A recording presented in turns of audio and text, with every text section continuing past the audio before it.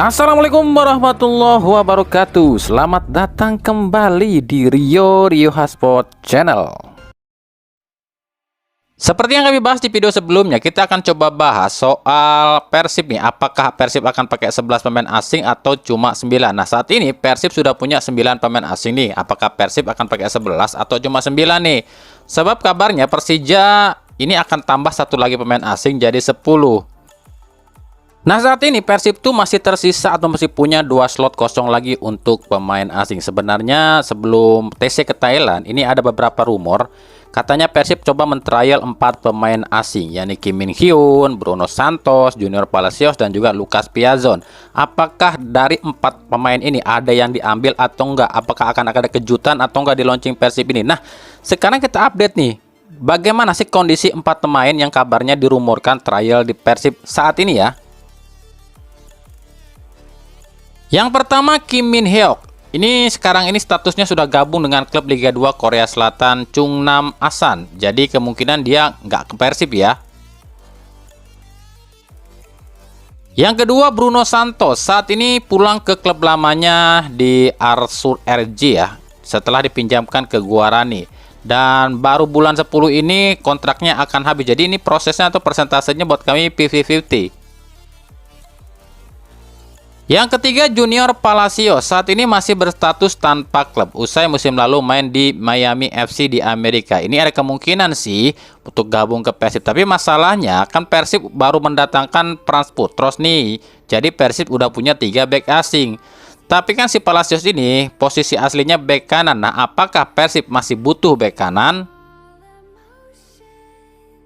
Yang keempat, Lucas Piazon. Saat ini masih tercatat sebagai pemain AVS FS ya di Portugal. Meskipun kontraknya udah habis sih di bulan Juni kemarin. Tapi itu masalahnya adalah harganya yang cukup mahal, 13,91 miliar ya. Jadi ini pun persentasenya masih 50-50 juga. Jadi kita akan tunggu nih, apakah Persib akan melengkapi skuadnya dari 11 pemain asing dengan menambah 2 slot lagi pemain asing, dan apakah 2 dari 4 pemain ini akan masuk ke Persib. Nah, lalu sebenarnya kalau ditambah lagi 2 pemain asing, sebenarnya menurut kalian posisi apa sih yang paling kurang atau menurut kalian kurang di Persib nih? Kalau kami pribadi sih ngelihatnya lini depan ya, sebab di depan itu cuma punya Ramon, Ulian, dan Dimas Derajat. Kalau lini tengah sih kami pikir udah cukup ya. Belakang pun udah numpuk juga, tapi kan nggak tahu juga. Ini kan keputusannya tergantung Boyan Hodak.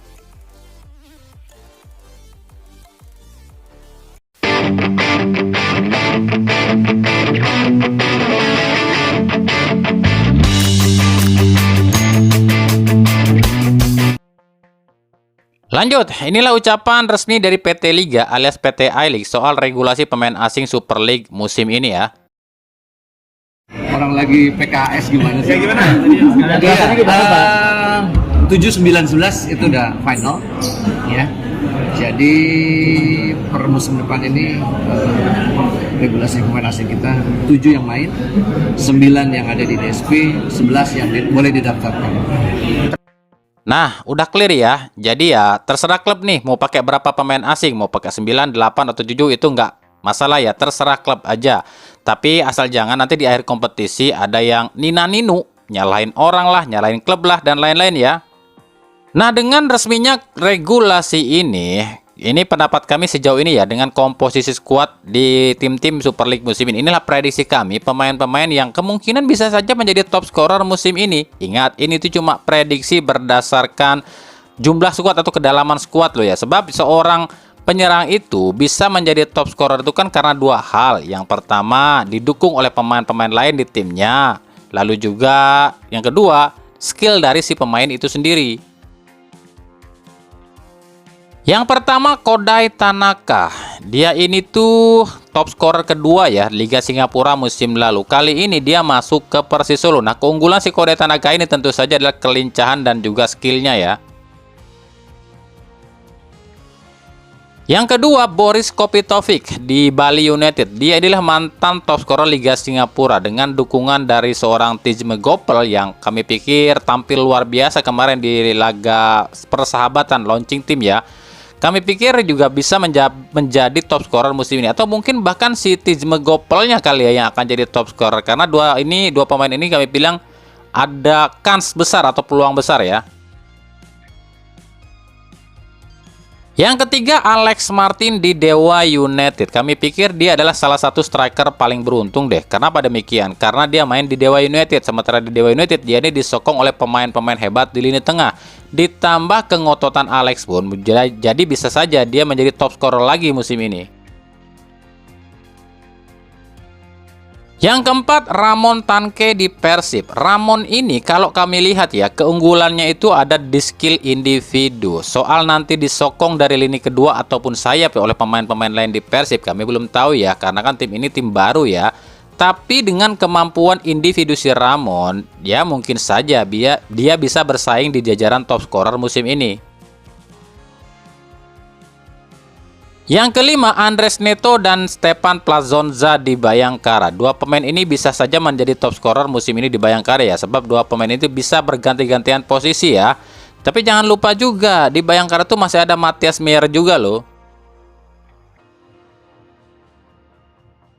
Yang keenam adalah Gustavo Almeida di Persija Jakarta. Nah, musim ini si Almeida ini dibantu banget nih dengan kehadiran seorang Gustavo Franca. Ini pemain si Gustavo Franca ini kami pikir, ya kami akui lah, pemain ini punya skill di atas rata-rata. Otomatis si Almeida ini bisa dimanjakan nih sama si Gustavo Franca.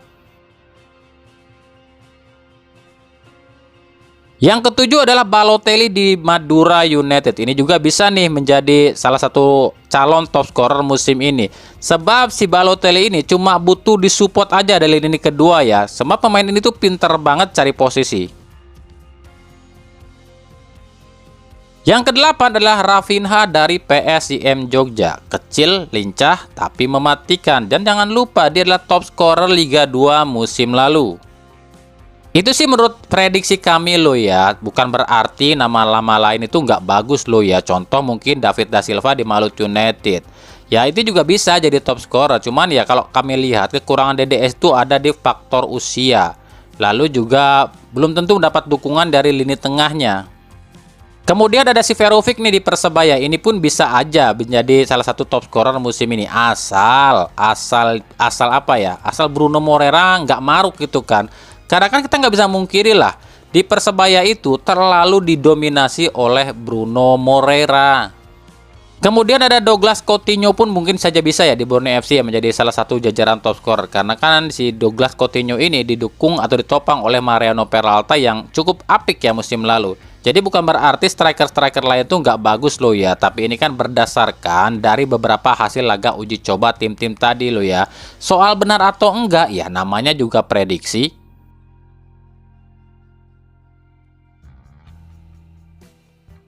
Lanjut ya, ini juga kemarin lagi rame nih soal unggahan seperti ini di media sosial yang bilang Erick Thohir itu mengatakan katanya sih wajar nih kalau pemain diaspora main di Liga 1 alias Liga Indonesia sebab pemain Jepang aja mencari nafkah di sini. Ya meskipun dalam video aslinya Erto nggak bilang kayak gitu loh ya, cuma bilangnya kayak gini nih. Ya mereka ingin pemain profesional di klub yang memainkan mereka, yang membutuhkan mereka dimanapun kesempatan itu ada. Ya, kalau Jepang, dia itu sudah ranking 17 dunia. Bahkan di liga-liga kecil seperti Indonesia pemain Jepang ada loh. Ya kembali mereka pemain profesional perlu menghidupi juga kehidupan mereka dan keluarganya mereka. Nah, gimana komentar kalian? Setuju apa enggak nih dengan ucapan Erick Thohir kalau soal pemain diaspora yang main di Indonesia itu karena demi menghidupi keluarganya? Ya kalau kami pribadi sih gini loh ya melihatnya. Di satu sisi betul memang pemain bola itu butuh duit buat keluarganya dan memang sah-sah saja kalau mereka main di Liga Indonesia karena mungkin di luar pun sudah sulit ya mendapatkan klub. Cuma kalau Eto bilang pemain Jepang aja pada main di Liga Indonesia, ya emang betul sih pemain Jepang juga main di Indonesia. Tapi kan pemain Jepangnya yang mana dulu yang main di Indonesia? Pemain-pemain Jepang yang main di Indonesia itu nggak pernah dipanggil ke timnas Jepang loh ya. Nggak ada satupun loh pemain Jepang yang main di Indonesia itu dipanggil ke timnas Jepang, nggak ada. Atau istilahnya pemain-pemain Jepang yang main di Liga Indonesia itu mungkin kualitasnya mungkin bukan grade B lagi ya, grade C atau D kali ya di Jepang ya. Karena ya mereka sama sekali nggak dilirik sama timnas Jepang. Nah itu artinya Kalau pemain diaspora Indonesia main di Liga Indonesia berarti kualitasnya sama dong dengan pemain Jepang yang main di Liga Indonesia. Mungkin bukan grade B atau C, tapi grade C atau D dong. Cuma kalau yang dibilang Erick Thohir, pemain Jepang aja cari nafkah di sini, kan artinya yang dimaksud Erick Thohir, pemain Jepang itu hebat-hebat semua yang main di Indonesia. Lah kalau memang pemain Jepang yang main di Liga Indonesia itu hebat-hebat semua, ngapain juga Marcelino, Arhan, Asnawi main di luar negeri? Yang mending main di Liga Indonesia dong, kan ada pemain Jepangnya. Kami pribadi ngelihatnya ya, kenapa PSSI mengizinkan pemain-pemain diaspora main di Liga Indonesia? Ini tuh cuma buat apa ya? Cuma buat agar PSSI ini tuh jangan dikonter balik sama netizen. Makanya PSSI izinkan pemain diaspora main di Indonesia. Nah, dikonternya apa? Dulu zamannya Sintayong yang melatih timnas itu nggak ada satupun loh ya pemain diaspora yang main di Liga 1. Sebab Sintayong ini sangat melarang, katanya liganya belum baik nih, belum benar. Dan demi timnas juga kalau pemain diaspora main di Liga Indonesia ntar kualitasnya jadi turun. Tapi STY memang tanggung jawab, dicariinlah klub-klub sama STY. Sehingga di zamannya STY itu nggak ada satupun pemain diaspora kita yang nggak punya klub. Nah sekarang zamannya Patrick Kluivert. Nah Kluivert ini kan nggak mampu nih nyariin pemain-pemain diaspora itu klub-klub di luar negeri. Dan daripada nanti PSSI dinyinyirin netizen dengan ucapan kayak gini, STY aja bisa tuh nyariin klub buat pemain. Masa Kluivert nggak bisa? Nah gitu kan. Akhirnya ya udahlah, jalan terbaiknya mungkin izinin aja lah pemain diaspora main di Liga 1. Yang penting kan mereka punya klub. Jadi kita nih sebagai netizen ya harus maklum aja lah ya sama apa yang dilakukan oleh PSSI sekarang. Inilah PSSI ini kan lagi apa ya? Lagi memulai era baru dengan gerbong Belandanya. Karena kan kalau gerbong Korea kemarin itu kan bukan dari hasilnya PSSI yang sekarang kan. Gerbong Korea kemarin itu kan warisannya Iwan Bule. Ya bisa dibilang cukup sukses juga sih meskipun masih belum hadirkan trofi. Makanya kemarin tuh rame ada pemberitaan di media-media sosial, katanya PSSI itu sengaja nih melepas Sintayong karena takutnya nanti ujung-ujungnya malu. Seandainya Sintayong sukses membawa timnas Indonesia meskipun tanpa trofi ya, nantinya PSSI dikonter balik. PSSI bangga dengan Sintayong, padahal bukan PSSI era ini yang merekrut Sintayong. Berarti Iwan Bule dong yang lebih sukses. Makanya mereka nggak mau deh dikonter seperti itu. Maka PSSI itu menciptakan era mereka sendiri dengan gerbong Belanda. Makanya wajar kalau sekarang ini kita ngelihat ya, PSSI itu sangat melindungi para pelatih Belanda ini karena memang ini proyek mereka. Ya harus berhasil lah. Proyek kami itu harus lebih sukses dari proyek ketum PSSI yang kemarin. Kalau proyek PSSI ketum kemarin kan itu gerbongnya Korea. Nah gerbong Belanda ini harus lebih sukses nih dibandingkan gerbong sebelumnya. Makanya segala cara pun dilakukan. Contoh simpelnya gini deh. Ketika Sintayong ya melawan atau bermain di AFF ya, itu kan pemain-pemain kita kan banyak dizolimi sama wasit-wasit di AFF. Tapi kan gak ada tindakan apapun tuh dari PSSI. Minimal protes kayak ke AFC ataupun karena ya ada yang bilang disinyalir itu disengaja karena ya buat menyingkirkan Sintayong juga. Tapi ketika bukan Sintayong yang memegang timnas ya, ada masalah sedikit saja di AFF, PSSI langsung protes lu ke AFC, bahkan meminta pakai VAR. Kenapa kemarin-kemarin gak ngajuin VAR? Makanya kalau kami lihat segala cara dilakukan PSSI demi mempertahankan gerbong-gerbong Belandanya. Demi apa? Demi proyek mereka sukses. Wah, proyek Belanda saya lebih sukses tuh daripada proyek Koreanya Iwan Bule gitu kan. Dan mereka tahu kelemahannya proyek Korea Selatan milik Iwan Bule, yakni trofi. Ya, satu-satunya kekurangan Sintayong selama melatih timnas Indonesia adalah 0 trofi. Nah, makanya inilah yang coba diserang sama proyek yang sekarang nih. Jadi nanti kalau misalnya ada pelatih Belanda yang di era sekarang mampu hadirkan trofi pada timnas Indonesia, ini PSSI akan langsung bisa ngonternya nih ke netizen. Tuh lihat tuh yang dibangga-banggain 5 tahun pelanga-plongo, ini 7 bulan udah 1 trofi gitu kan. Kami udah kebaca kok strategi PSSI yang sekarang.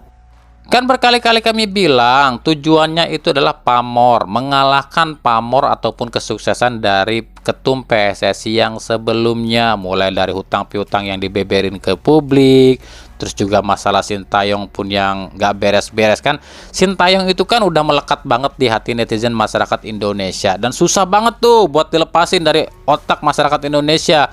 Karena dianggapnya Sintayong ini history maker ya. Nah bagaimana caranya nih supaya masyarakat ini tuh lupa sama Sintayong dan juga lebih mengingat PSSI yang sekarang. Sebab kalau Sintayong terus dipertahankan sama PSSI dan PSSI ngedukung 100% sama Sintayong, mungkin Sintayong udah ngeberikan ya berbagai trofi kali ya. Tapi kan percuma juga kita ngasih berbagai trofi buat Sintayong, tapi yang dipuji Iwan Bule, karena kan Iwan Bule yang ngerekrut Sintayong. Makanya dengan program yang baru ini, pelatih era Belanda, nah segala cara diupayakan agar masyarakat bisa ngelihat ternyata era Belanda di era PSSI kami yang sekarang ini lebih jauh lebih hebat dibandingkan era Korea, era Iwan Bule. Itu loh secara garis besar yang kami tangkap dari proyek PSSI sekarang loh ya.